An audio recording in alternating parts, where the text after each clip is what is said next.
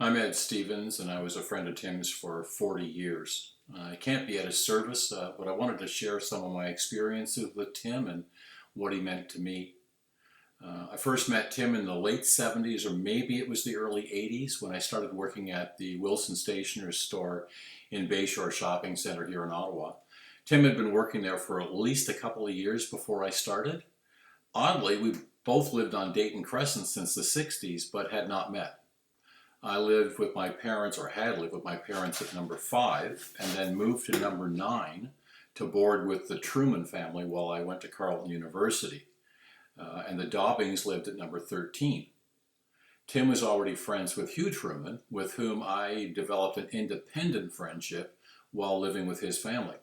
Hugh, Tim, and I would go on to become fast friends, but because both Tim and I were naturally introverted, and I went to a different high school than the two of them, our paths didn't cross until Tim and I worked together. Hugh had met Tim when he was 13. I was in my mid 20s, I think, when I met Tim. I found out after we'd met that he had noticed me, at least in the early days, when I would walk by on the way to the woods to do some nature photography carrying this big, cheap 300 millimeter Russian photo sniper thing made in the USSR. A piece of crap, but it looked cool. Tim was tall and gangly with long blonde hair, and we quickly hit it off. Not because I was any of that, but because we both shared a passion for computers and electronics and nature photography and a lot of other things. Tim was the store's expert in selling calculators, particularly the then top of the line, expensive and sophisticated Hewlett Packard ones. As a fellow nerd, I soon became enamored with the HP stuff myself. He taught me a lot, and then we ended up competing for sales of these expensive products in the store. We both loved nature photography and all the tech associated with the cameras, the film, and so on, as nerds would get into. Both of us loved the Beatles, hardly rare at that time, Monty Python, science fiction like Star Trek, the Terminator movies, John Carpenter's The Thing, and a lot more. Tim was a talented musician, something I had no talent for, and into types of music that I hadn't enjoyed.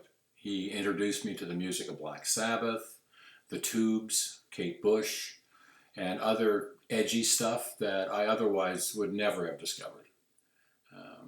When Tim returned to university to get his degree in electrical engineering, being the pragmatic person that he was, I'd already failed a couple of third-year courses in psychology and continued on working retail, becoming a manager at Wilson's and ultimately getting transferred to their head office in Mississauga. Even when living in different cities, we remained close friends. I have many memories of Tim, but some of my favorites are of us doing nature photography together. Camping in Algonquin Park, walking the Mizzy Trail there, or just the Jack Pine Trail in the Greenbelt here in Ottawa, visiting the Toronto Zoo, did that a lot, and all that kind of stuff. Drive to Algonquin Park on a Saturday morning, for example, Tim leaving from Ottawa and me from Mississauga, meeting in time for sunrise, which is the best time for photography, and driving around together.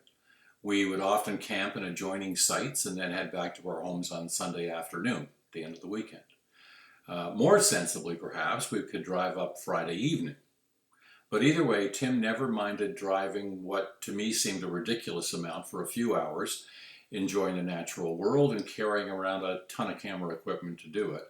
That never changed. Tim had camera equipment that would make a professional blush. He certainly, he had good jobs, unlike me, and he enjoyed his toys that he actually made use of.